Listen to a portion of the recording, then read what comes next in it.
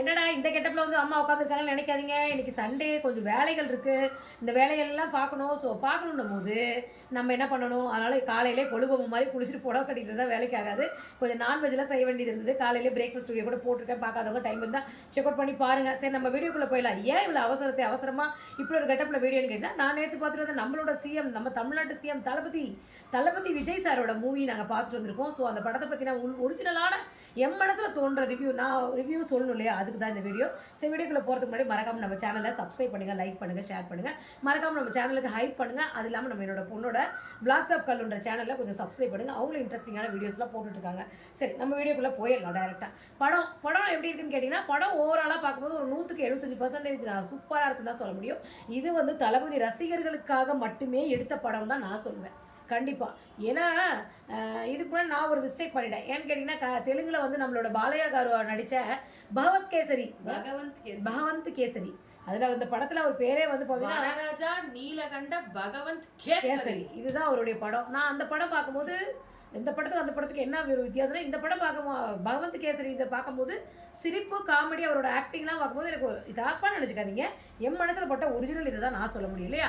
அவர் எனக்கு ரொம்ப பிடிக்கும். அவரோட டான்ஸ், விஜய் சாந்தி மேடமும் இவங்களும் நடித்த டான்ஸ்லாம் எனக்கு பிடிக்கும். பட் இந்த ஏஜில் அவர் இப்போ பண்ணுற விஷயங்கள் எல்லாமே எனக்கு கொஞ்சம் காமெடியாகவும் நல்லா ஹியூமர் சென்ஸாகவும் நல்லா ஜாலியாக இருக்குது படம் பார்க்க.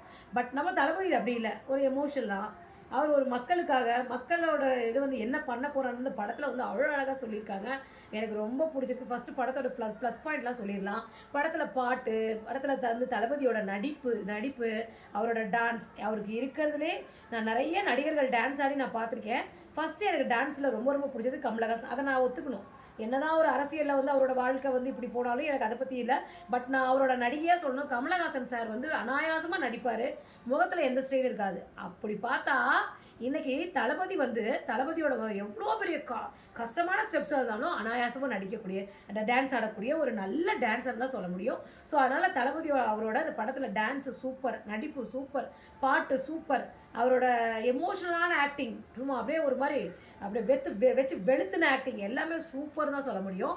எனக்கு ரொம்ப பிடிச்சிருந்தது அதில் இந்த பாட்டு, கண்ணே மணியே கண்ணிமையே என் கைக்குள்ள மலர்ந்தவளே, அந்த பாட்டு வந்து நம்ம தளபதியே பாடியிருக்காரு. ரொம்ப நல்லா இருக்குது. அதில் அந்த குழந்தை இப்படி பிடிக்கிற சீன், ஒவ்வொரு ஃப்ரேம் பை ஃப்ரேம் அவர் அப்படியே அழகாகவே காட்டியிருக்கிறாங்க. தளபதி வந்து அழகுனா அழகு, செம்ம அழகு, நல்ல இது நிறைய விஷயங்கள் சொல்லியிருக்காரு. சாட்டை எடுத்து நம்ம புரட்சி தலைவர் வந்து சாட்டை இப்படி அவர் படத்துக்கிட்ட வந்து சாட்டை விடுவது, அரசியல் பண்ண ஒழுங்காக மக்களுக்கு அரசியல் நல்லது பண்ண வாங்கினானா வந்து கூட்டு, திருட்டு, லஞ்சம், ஊழல், கொலை எல்லாம் நல்லா இருக்குது. அவர் பேசுகிற டைலாக் எல்லாமே நல்லா இருக்குது, சூப்பராக இருக்குது, அருமையாக இருக்குது. என்ன ஒரு ப்ளஸ் சொல்லியாச்சு, மைனஸ் சொல்லணும் இல்லையா. என் மனசில் பட்டது நான் சொல்றேன். இந்த படத்துல வந்து இது அவரோட கடைசி படங்கிறதுனால எல்லாமே கொடுத்துருக்காரு. எல்லாமே, அதாவது அவரோட பழைய படத்துல இருக்க டான்ஸ், பழைய படத்துல இருக்க என்னை தாளாட்ட வருவாள அந்த பாட்டுலாம் போட்டிருக்காங்க. எல்லாமே ஒரு ரசிகரா என்னோட ரசிகர்களுக்கு என்னால பண்ண முடியும்னு ஒரு டான்ஸ் பீட் ஒன்று இருக்கு. ஒரு 1 minute தொடர்ந்து சிங்கிள் ஷாட்ல எடுத்திருக்காங்க. ஒரு அட்லீஸ்ட் ஒரு 30 seconds அது சிங்கிள் ஷாட்ல கண்டிப்பா ஆடி இருக்காரு. அது ரொம்ப கிரேட் இல்லையா. இன்னும் அந்த 50 வயசுல ஒரு டான்ஸ் ஆடுறாரு. எப்படி, அதாவது அனாயாசமாக தான் இருக்குது. அது கூட முகத்தில் எந்த ஸ்ட்ரெயினுமே தெரியல. ஸோ நல்லா நடிச்சிருக்காரு, நல்லா டான்ஸ் ஆடுறாரு. ரெண்டாவது மைனஸ் பாயிண்ட் இப்போ சொல்கிறேன். என்னென்னு கேட்டிங்கன்னா, லாஜிக் இல்லாமல் இருக்குது படத்தில். ஒரு சில விஷயங்கள் லாஜிக் இல்லாமல் இருக்குது. ஆப்கானிஸ்தானுக்கு எதுக்கு போகணும், அது மட்டும் இல்லாமல் அந்த இந்த படத்தில் ஒரு வில்லன் இருக்கார். ஒரு நல்ல ஒரு ஆக்டர், இந்தி ஆக்டர் தான் தெரியுது. பட் அவர் எனக்கு பேர் தெரில. நல்லா இருக்கார். அவர் நடிப்பு ஓகே, சூப்பர் தான். பட் அவர் வந்து யாருனால பாதிக்கப்பட்டாரோ அவங்க கூடவே போய் சேர்ந்துக்கிட்டு நாட்டை கெடுக்கிறது, நாட்டு மக்களுக்கு வந்து இதை கொடுக்கறது, நாட்டு மக்கள்கிட்ட கன்னை கொடுக்கறது. ஸோ படம் பார்க்காதவங்க யாராவது இருந்தால் தப்பாக எடுத்துக்காதீங்க. நான் விமர்சனம் சொல்லும்போது இந்த மாதிரி விஷயங்கள் சொல்ல தான் வேணும். ஸோ அதாவது அசாதாரணமான விஷயங்கள்லாம் காமிக்கிறாங்க, நடக்காது, இதெல்லாம் வந்து நிஜத்துல நடக்கவே அப்படிங்கிற மாதிரி காமிக்கிறாங்க. அது கொஞ்சம் லாஜிக் மிஸ்டேக். அவர் எங்கேயோ ஆப்கானிஸ்தானில் பண்ண விஷயத்த இங்கே வந்து அது தளபதிக்கு கொண்டு வந்து அதுக்கு மேலே போய் தளபதி அதை கரெக்ட் பண்ணி, ஸோ இது வந்து எனக்கு அது கொஞ்சம் லாஜிக் செட் ஆகாத மாதிரி இருக்குது. அப்புறம் மற்றபடி பார்த்தா ஹீரோயின் வந்து எல்லா மற்ற படங்கள் எப்படி சும்மா ஹீரோவோட இருக்க மாதிரி ஒரு இதாக இருப்பாங்க, அது மாதிரி இருக்காங்க. அதை விட அவங்க பொண்ணுக்கும் அப்பாவுக்கும் வரக்கூடிய சித்தான்னு கூப்பிட்றாங்க. பொண்ணும் சித்தாவும் நடிக்கக்கூடிய கேரக்டர் வந்து சூப்பராக இருக்குது. அவங்க வந்து எக்ஸசைஸ் சொல்லி கொடுக்குறது ஒரு தளபதி, அப்புறம் வந்து பெண்களுக்கான ஒரு பாதுகாப்பு கொடுக்கறது, இந்த படத்தில் அதிகமாக பெண்களுக்கு வந்து முக்கியத்துவம் கொடுத்து அவங்கள நல்லபடியாக அவங்களுக்கு எந்த இதுவும் வரக்கூடாதுன்னு சொல்கிறது. இன்னொரு விஷயம், இந்த படம் வந்து ஏ சர்டிஃபிகேட்னு சொல்லி தான் வெளியிட்டிருக்கிறாங்க. கரெக்டாக ஏ சர்டிஃபிகேட்னா 18+க்கு மேலே இருக்கவங்க மட்டும்தான். இதில் வந்து அப்படி சொன்னதுக்கு அப்புறமும் சில சீன்ஸ்லாம் வந்து மியூட் பண்ணியிருக்காங்க. 18+க்கு மேலே இருக்கவங்க தான் பார்க்கணுங்கிறது சொல்லிட்டீங்க. அப்போ அவங்களுக்கு கண்டிப்பாக எல்லா வார்த்தையும் தெரியதான் போகுது. இதுக்கு நீங்கள் மியூட் பண்ணணுங்கிற அவசியமே கிடையாது. சில இடத்துல அவங்களோட கட்சி பேர் குறிப்பிட்டு வர மாதிரி டிவிகே அப்படின்னு வந்துச்சுன்னா அதெல்லாம் மியூட் பண்ணிடுறாங்க. இந்த மாதிரி சில இடத்துல டைலாக்கே அவங்க வேற ஏதோ லிப்சிங் பண்றாங்க, பின்னாடி டைலாக் வேற ஏதோ வருது. இந்த மாதிரி எல்லாம் கொஞ்சம் இருந்துச்சு, அதெல்லாம் கொஞ்சம் ப்ராப்ளம் இருந்துச்சு. மற்றபடி ஃபைட் சீனில் தளபதி தெரிச்சு வச்சு செஞ்சுட்டாரு. சும்மா வச்சு வெள்ளு வெள்ளு வெள்ளு வெள்ளு வெளுது நல்லா இருக்குங்க.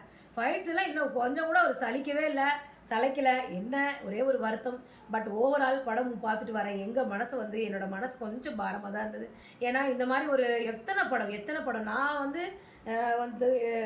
நான் என்னோட யங்கான வயசில் தளபதியும் அவர் யங்கான ஒரு ஏஜாக அவர் நடிச்சிட்டு வந்தார். ஸோ அப்போ நான் பார்த்தது வந்து பார்த்தீங்கன்னா அவர் ஒரு கதாநாயகனாக, ஒரு ஹீரோவாக, ஒரு லவர் பாயா, ஒரு சாக்லேட் பாயா நான் பார்த்துருக்கேன். அவரோட ரசிகை, மிகப்பெரிய காதலுக்கு மரியாதை படம் பார்க்கும்போதுலாம் அவர் இப்படி ஒரு காதலை நம்மளுக்கு கிடைக்க மாட்டாரா ஏங்குனாலாம் இருக்க. பிரியமுடன் படம் பார்க்கும்போதுலாம் இப்படி ஒரு காதலை நம்மளுக்கு கிடைக்க மாட்டா, பிரியமானவளே படம் இப்படி ஒரு கணவர் நம்மளுக்கு கிடைக்க மாட்டாரா அப்படின்லாம் ஏங்கியிருக்கோம். எப்படிலாம் பார்த்துருக்கேன்.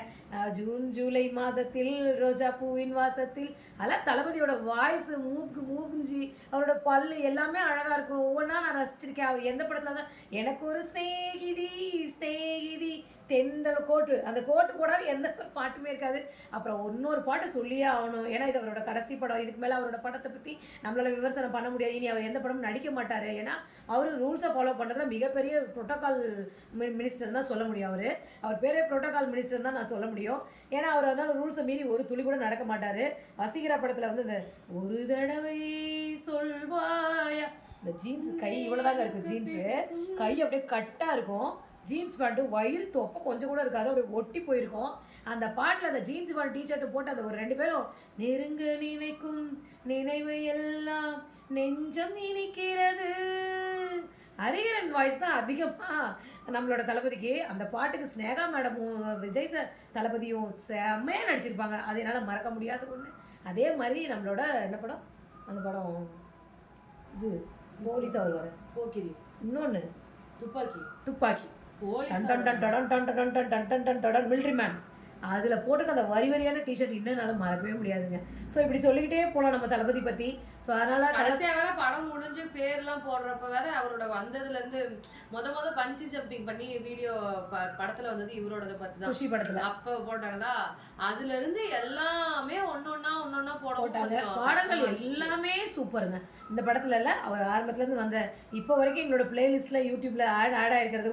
முதல்ல கேட்குறது என்னது, சின்ன சின்ன கவிதை, அது அவரே என் கையெழுத துடிக்கும், ஐயோ சாமி, அந்த பாடல்கள்லாம் இப்போ வரைக்கும். அதே மாதிரி அப்புறம் ஒரு தேதி பார்த்தா தென்றல் வீசும், ஒரு கேள்வி கேட்டா முல்லை பேசும், அது எல்லாமே ஹரிஹரன் தான், ஹரிஹரன் சார் தான். ஐயோ ஹரிஹரன் சார் பாடுறாரா, விஜய் சார் பாடுறாரா, எதுவுமே தெரியாது. ஒரு சிலருக்கு ஒரு சிலரோட வாய்ஸ் ரொம்ப சூட் ஆயிடும் இல்லையா, அந்த மாதிரி இந்த பாட்டுலாம் ஒன்று மலர்ந்திட மறுக்கும் அந்த பாட்டு.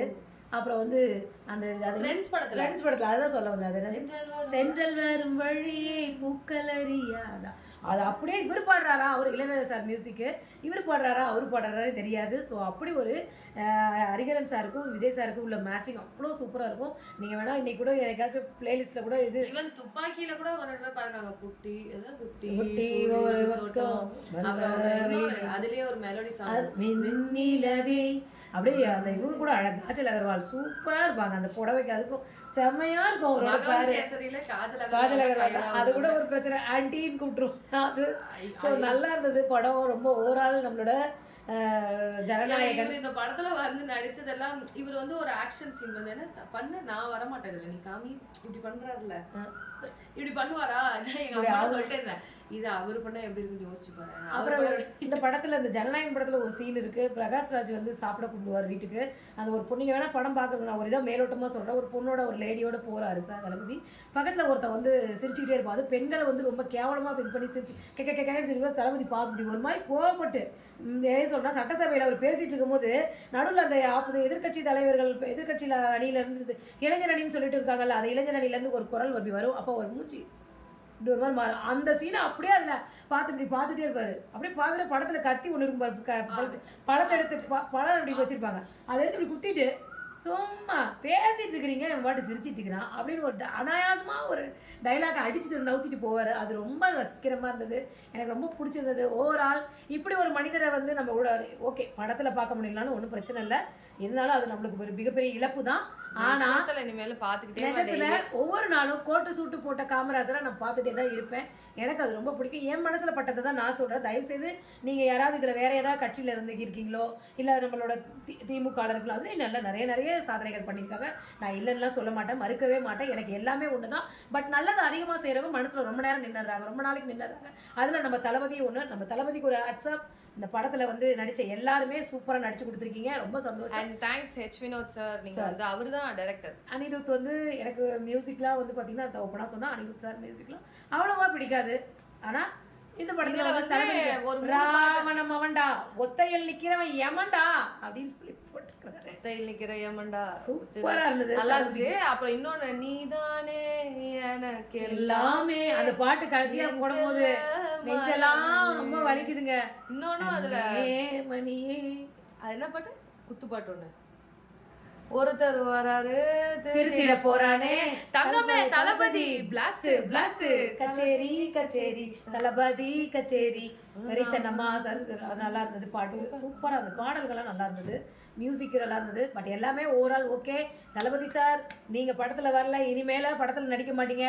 படத்தில் நடிக்கிறதுக்கு டபுள் ட்ரிபிள் மடங்கா நீங்கள் அரசியலில் வந்து மக்களுக்கு எல்லா மக்களுக்கும் ஏழை எல்லா மக்களுக்கும் உங்களோட சேவையும் உங்களோட நல்ல ஒரு பண்பும் எல்லாமே போய் சேரணும். உங்ககிட்ட வந்து நான் பார்த்துட்ட ஒரு சில பண்பு மட்டும் ஒரே விஷயத்த சொல்லிடுறேன், எந்த ஒரு இடத்துக்கு போனாலும் டைமுக்கு போய் சேரணும் அப்படின்றத உங்களை பார்த்து நான் தெரிஞ்சுக்கிட்டேன். அது மாதிரி நானும் ஃபாலோ பண்ணுவேன். கண்டிப்பாக என்னால் முடிஞ்ச உதவிகளை மக்களுக்கு நானும் செய்கிறேன் உங்களை பார்த்து. நன்றி, வணக்கம்.